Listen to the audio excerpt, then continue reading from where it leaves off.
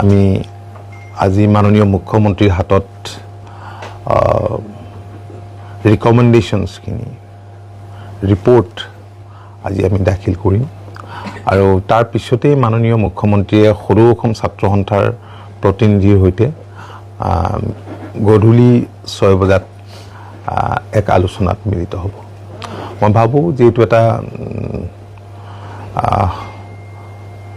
গুৰুত্বপূৰ্ণ দিন। আজিৰ দিনটো উল্লেখযোগ্য অগ্ৰগতি বুলিয়ে ক'ব লাগিব চুক্তিৰ দফা ৰূপায়ণৰ ক্ষেত্ৰত। যি 6 নং দফা সম্পৰ্কত যোৱা সময়ছোৱাত বিভিন্ন ধৰণৰ বা বাতৰি ওলাই আছিল, কাৰণ জাষ্টিছ বিপ্লৱ শৰ্মাৰ নেতৃত্বত ভাৰত চৰকাৰে কমিটি গঠন কৰাৰ পাছত আপোনালোকে জানে যে মাননীয় মুখ্যমন্ত্ৰী ডক্টৰ হিমন্ত বিশ্ব শৰ্মা ডাঙৰীয়াৰ প্ৰবল ৰাজনৈতিক সদিচ্ছাৰ বাবে এখন কমিটি কৰি দিলে আৰু তাৰ পৰা আমি 67টা ৰিকমেণ্ডেশ্যন আমি আইডেণ্টিফাই কৰিছিলোঁ। তাৰ ভিতৰত 40টাটো ৰাজ্য চৰকাৰে কৰিব পাৰে। আপোনালোকে জানে যে লখিমপুৰত হোৱা যিখন কেবিনেট বৈঠক, মাননীয় মুখ্যমন্ত্ৰীৰ অধ্যক্ষতাত অনুষ্ঠিত হোৱা কেবিনেট বৈঠক, সেই বৈঠকতে আমি উলিয়াই লৈছিলোঁ যে কেইটা তাৰ ৰিকমেণ্ডেশ্যন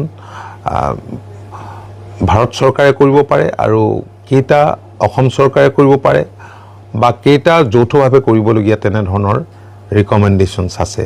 তাৰ ভিতৰত 40টা আছিল এইটো under the purview of the state government.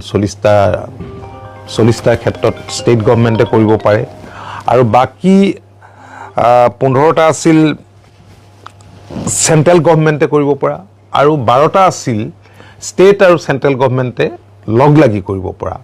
গতিকে এই আটাইখিনিৰ ক্ষেত্ৰতে আমি ইতিমধ্যেই যথেষ্টখিনি আগবাঢ়িছোঁ, কাৰণ ইতিমধ্যে সৰু অসম ছাত্ৰ সন্থাৰ সৈতে আলোচনা হোৱাৰ পাছত আৰু আমাৰ ডিপাৰ্টমেণ্টত বিস্তৃত আলোচনা হোৱাৰ পাছত মাননীয় মুখ্যমন্ত্ৰীয়ে ইতিমধ্যে বহুখিনি কাম আগবঢ়াই নিছে, কাৰণ বিভিন্ন ডিপাৰ্টমেণ্টৰ বাজেটত ধন ধাৰ্যও কৰিছে। ইতিমধ্যে আৰম্ভ হৈছে যথেষ্টখিনি কাম কাজ আৰু বাকী চেণ্ট্ৰেল গভৰ্ণমেণ্টে কৰিবলগীয়া যিখিনি কাম আছে এই সম্পৰ্কতো মুখ্যমন্ত্ৰী ডাঙৰীয়া কনষ্টেণ্ট টাচত আছে হোম মিনিষ্ট্ৰী, কাৰণ হোম মিনিষ্ট্ৰী হৈছে চুক্তি ৰূপায়ণৰ নডেল মিনিষ্ট্ৰী। গতিকে আমি আশা ৰাখিছোঁ যে নিশ্চয় অসমবাসী আহি থকা ধৰণেৰে ভাবি থকা ধৰণেৰে আমি চুক্তিৰ দফাসমূহ ৰূপায়ণৰ দিশত আমি ক্ষিপ্ৰতাৰে আগবাঢ়িব পাৰিম। কাৰণ বহুদিন হৈ গ'ল, 1985তে চুক্তি হ'ল, 79ৰ পৰা 85 যথেষ্ট দিন হ'ল। আজি মই ভাবোঁ যে আজিৰ দিনটো আমাৰ কাৰণে এটা অত্যন্ত উল্লেখযোগ্য দিন। ঠিক আছে, তো সময়টো লাগিছে।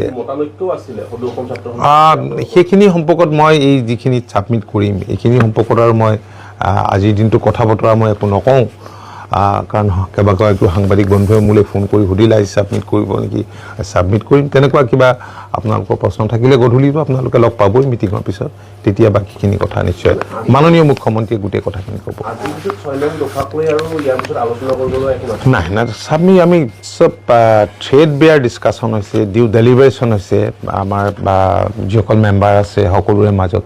তাৰপিছত আমি সিদ্ধান্তলৈ আহি পেলাই আমি এখন আজি ছাবমিট কৰিব লাগিব।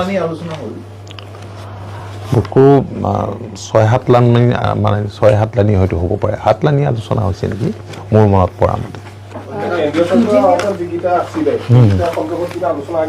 মুখ্যমন্ত্ৰী কনষ্টেণ্ট টাচত আছে, মই কথাটো কৈ গৈছোঁ হোম মিনিষ্ট্ৰী।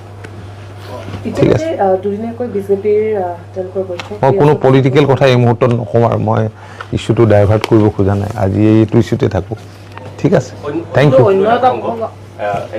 অন্য প্ৰসংগলৈ নাহোৱেই, মোক যিটো প্ৰশ্ন লৈ আপোনালোকে কি হ'ল